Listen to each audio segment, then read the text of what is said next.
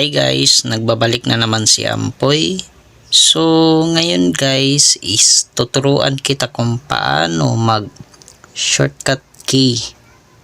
Yan, sa laptop guys or Windows 10. Ayan.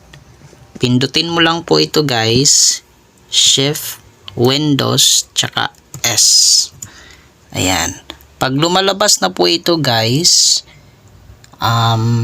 kukuha ka lang po ng picture or kunwari ito yung i-screenshot mo. Yan, pagkatapos yan guys, yan, may lumabas po sa ibaba guys. Ayan, i-copy paste mo na lang po kung saan mo i-paste, kung sa Microsoft ba or Messenger. Ayan, di mo na kailangan mag print screen guys.